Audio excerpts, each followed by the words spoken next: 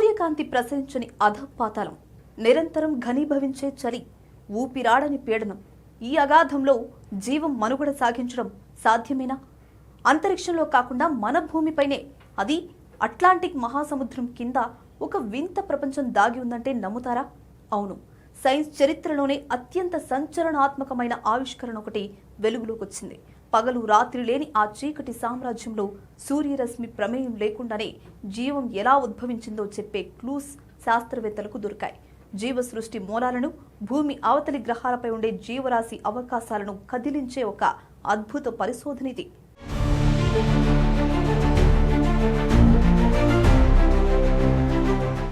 Atlantic మహాసముద్రం మధ్యలో ఉన్న లాస్ట్ సిటీ హైడ్రోథర్మల్ ఫీల్డ్ ఒక అంతు చిక్కని అద్భుతం. ఇక్కడ సముద్ర గర్భం నుండి పొడవాటి తెల్లటి కార్బొనేట్ చిమ్నీలు పైకి లేచుంటాయి.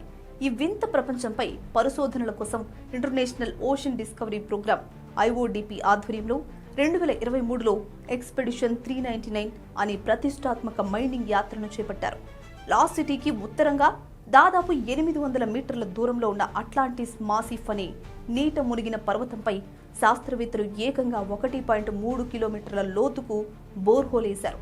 భూమి లోపలి పొరైన మాంటిల్లో ఉండే పెరిడోటైల్, గాబ్రో వంటి బరువైన శిలల గుండా ఈ డ్రిల్లింగ్ సాగింది. ఈ డ్రిల్లింగ్ పూర్తి కాగానే వేర్వేరు లోతుల నుండి నీటి నమూనాలను శాస్త్రవేత్తలు పంపు చేసి సేకరించారు.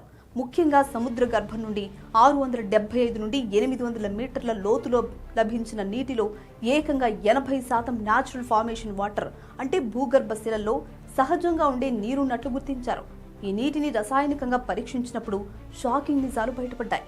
అందులో మెగ్నీషియం పూర్తిగా లోపించింది, కాల్షియం మాత్రం విపరీతంగా ఉంది. అంతేకాదు లిథియం, రుబీడియం, సీసియం, స్ట్రోంటియం వంటి మూలకాలు భారీ స్థాయిలో ఉన్నాయి. కనీసం 300 డిగ్రీల సెల్సియస్ అత్యధిక ఉష్ణోగ్రత వద్ద సముద్రపు నీరు, భూగర్భ శిలలతో సుదీర్ఘకాలం జరిపిన రసాయన చర్యల వల్ల మాత్రమే ఇలాంటి సంవిధానం సాధ్యమవుతుంది.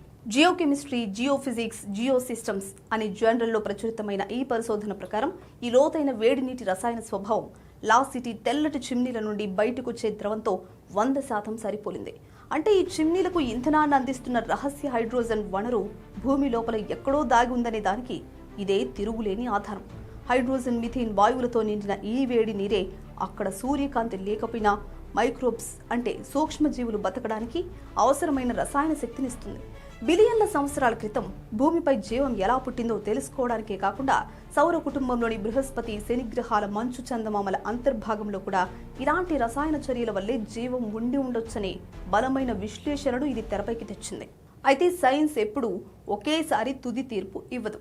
డ్రిల్లింగ్ జరిగిన కొద్ది రోజులకే నమూనాలు సేకరించడం వల్ల అవి కొంతవరకు సాధారణ సముద్రపు నీరు, డ్రిల్లింగ్ ద్రవాలతో మిశ్రమమయ్యాయి.